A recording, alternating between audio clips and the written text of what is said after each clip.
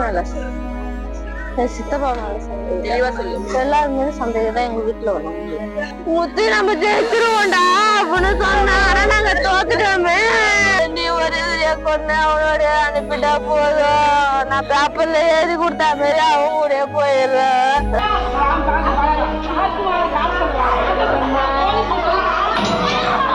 10 வருட காதல் ஒரு இரவில் காதலனை தீர்த்து கட்டிய காதலியின் குடும்பத்தார்.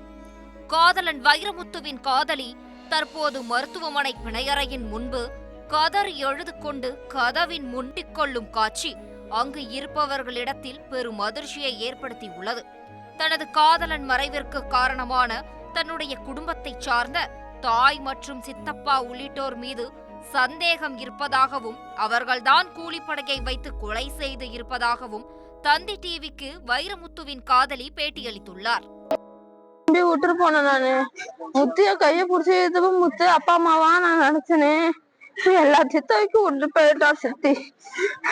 அடியாமங்கலத்துல ஊர்கொள்ள வைக்கிறேன்னு மாயாவரத்துல ஊர்கொள்ள வைக்கிறான் சித்தி. நான் போலீஸுக்காரங்க அன்னைக்கு சொன்னாங்க, உங்களுக்கு எந்தப்பா இது வராதுமா நான் பாத்துக்கிறேம்மான்னு சொன்னாங்க. சித்தி என்ன பண்றது சித்தி, நான் என்ன பண்றதுன்னு தெரியலையே. முத்து மட்டும் தனியா கிடக்கு, நான் மட்டும் இங்க போல போனேன். போலீஸுக்காரங்க சொன்னதுனாலதான் நான் விட்டுட்டு போனேன். இல்லைன்னா நான் விட்டுட்டு போக மாட்டேன். நான் வா என் கூட வா வான்னு சொன்னேன். பாலு மாமா பசியா கலப்பாங்க, நான் போய் சாப்பாடு வாங்கிட்டு போய் கொடுக்கணும் அப்படின்னு சொன்னா. இல்லைன்னா நான் கூப்பிட்டு போயிருப்பேன். இல்லைன்னா நான் முத்த நான் விட்டுருக்கவே மாட்டேனே. நான் வாழ்ந்துதான் சுத்தி இருந்தேன். அந்த ஊர்ல எதிரியா நம்ம வாழ்ந்து காட்டணும் எத்தனை பேர் சொன்னாங்க.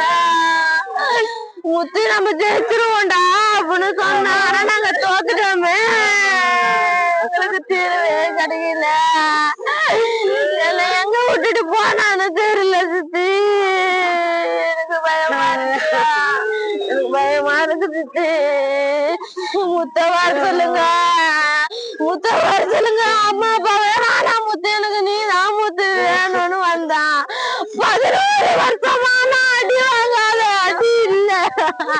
எல்லாத்தையும் விட்டுட்டு முத்து நான் வர முத்து, போலீஸு கேட்டப்ப கூட நான் அவங்க கூட போறேன்னு சொன்னேன். முத்து கைய பிடிச்சு என்ன கூட்டிட்டு போனா சித்தி.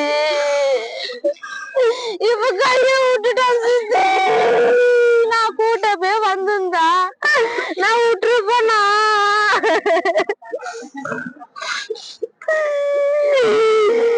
என்ன நடவடிக்கை போறாங்களோ தெரியலையே. என்னி ஒரு கொண்டு அவனோட அனுப்பிட்டா போதும், நான் பேப்பர்ல எழுதி கொடுத்தா மாதிரி அவன் கூட போயிடுறேன். நான் போனா நான் போக மாட்டான்.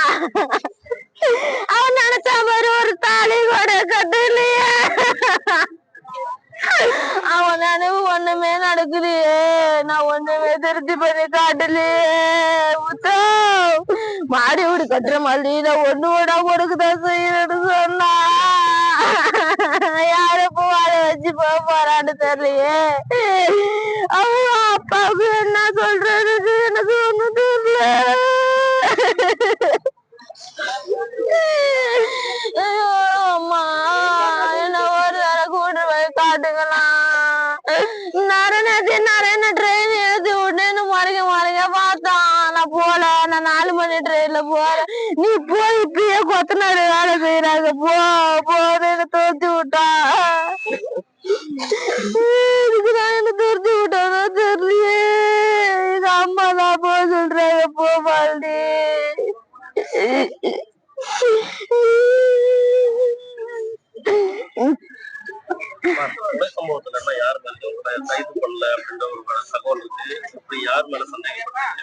கொலை யாரு பண்ணாலுமே ஃபர்ஸ்ட் கைது பண்ணும்.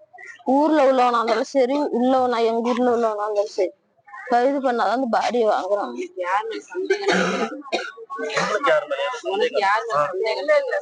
எங்க வீட்டுல என் தம்பி மேல, என் சித்தப்பா மேல சந்தேகம், எல்லாருமே சந்தேகம் தான் எங்க வீட்டுல உள்ளவங்க. நீங்க ஏதாவது வழக்கு கொடுத்துருக்கீங்களா இது மேல? நான் அன்னைக்கே சொல்லிட்டுதான் வந்தேன், எந்த இது எங்க மேல வரக்கூடாது, உங்களுக்கு பாதுகாப்பு நான் தரமான்னு சொல்லிதான் எங்களை அமுச்சு வச்சாங்க. அதனால தைரியமா நாங்க 2 நாளா இருந்தோம். எனக்கு ஒண்ணுமே தெரியல. பாதுகாப்பு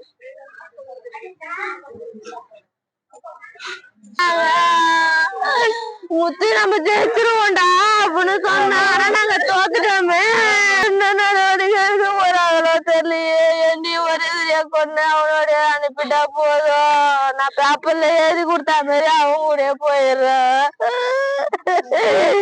நான் போடி நான் போ. எங்க வீட்டுல என் தம்பி மேல சித்தப்பா மேல சந்தேகம். எல்லாருமே சந்தேகம் தான் எங்க வீட்டுல உள்ளவங்க. ட்ரெண்ட ஃப்ரெண்ட் ஆக்கிக்கோங்க. தந்தி டிவியின் சப்ஸ்கிரைபர்ஸ் அண்ட் ஃபாலோவர்ஸ் குடும்பத்துல நீங்களும் இணையுங்க.